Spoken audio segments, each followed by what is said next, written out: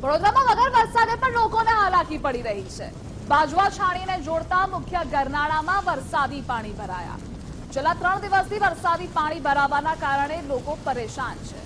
લોકો જીવના જોખમે ગરનાળામાંથી પસાર થાય છે।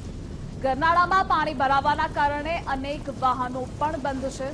છેલ્લા 15 વર્ષથી આ સમસ્યાનો સામનો લોકો કરી રહ્યા છે। કોર્પોરેશનમાં સામેલ થયા બાદ પણ કોઈ ઉકેલ નથી આવ્યો। વોર્ડ 1ના કોંગ્રેસના કોર્પોરેટરને અનેક વખત રજૂઆત કરી છે, તો રજૂઆત છતાં પણ સમસ્યાનો ઉકેલ નથી આવ્યો, નિવેડો નથી આવ્યો। લોકો 10-10 કિલોમીટર ફરીને જવા મજબૂર બન્યા છે।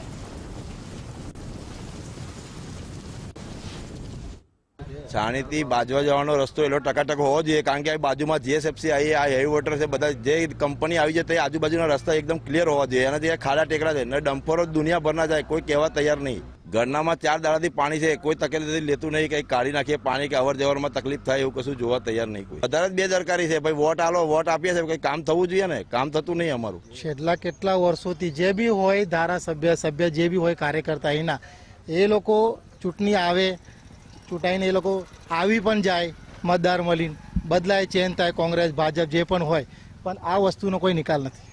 આટલા વર્ષોથી અમે જોઈ રહ્યા છે આ સમસ્યા એવી નહીં છે। કેટલાય નાના છોકરા બાળકો નીકળતા હોય પ્રવાસ કરતા, આપણે શોર્ટકટ મારો લેવો જ પડે, કારણ કે રસ્તો આ જ છે। ઉપરથી નહીં કેટલાય ગબડી ગયા છે, અને આટલા વર્ષો જોઈ કેટલાને મોતોય થઈ ગયા છે આ ગરનાળાના લીધે જ। વડોદરા શહેરમાં 2 દિવસ પહેલા સામાન્ય વરસાદ પડ્યો અને તેની અંદર જ છાણીથી બાજવા તરફ જવાનું જે મુખ્ય ગરનાળું છે ત્યાં આ પાણી ભરાઈ ગયું છે।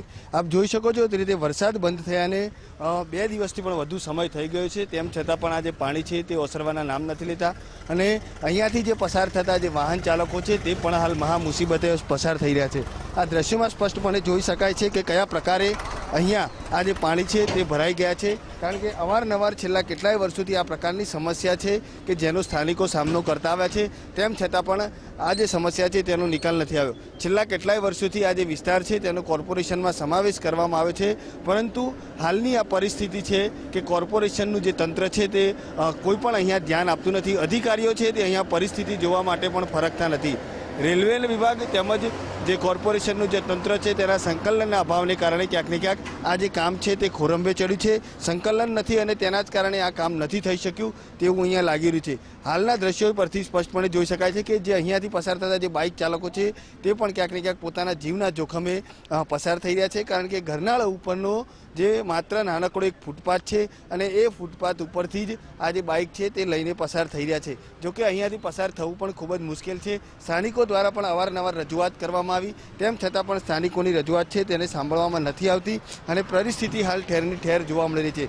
સ્થાનિકો માંગ કરી રહ્યા છે કે તાત્કાલિક ધોરણે આ જે સમસ્યા છે તેનો નિકાલ લાવવામાં આવે, કારણ કે વર્ષોથી આ સમસ્યાથી સ્થાનિક નાગરિકો છે તે પીડાઈ રહ્યા છે અને તેમની સમસ્યાનો નિકાલ નથી આવ્યો। હાલની પણ વાત કરીએ તો જે વરસાદ બંધ થયો ને છેલ્લા કેટલાય કલાકો થઈ ગયા, 2 દિવસથી પણ વધુ સમય થઈ ગયો છે, તેમ છતાં પણ હજુ પણ આ જે ગરનાળું છે તેમાં પાણી ભરાયેલા જોવા મળી રહ્યા છે। પાણીના કારણે લોકોને પણ હાલાકી વેઠવાનો સામનો કરવાનો વારો આવે છે। ખાસ કરીને વાત કરીએ તો જે રીતે આખો આ જે વિસ્તાર છે ને કોર્પોરેશનમાં સમાવેશ કરવામાં આવે છે, પરંતુ ક્યાંક ને ક્યાંક તંત્રની બેદરકારીના કારણે લોકો છે તે હેરાન થઈ રહ્યા છે। કેમેરામેન ડીકે સોલંકી સાથે અલ્પેશ સુથાર, ગુજરાત ફર્સ્ટ, વડોદરા।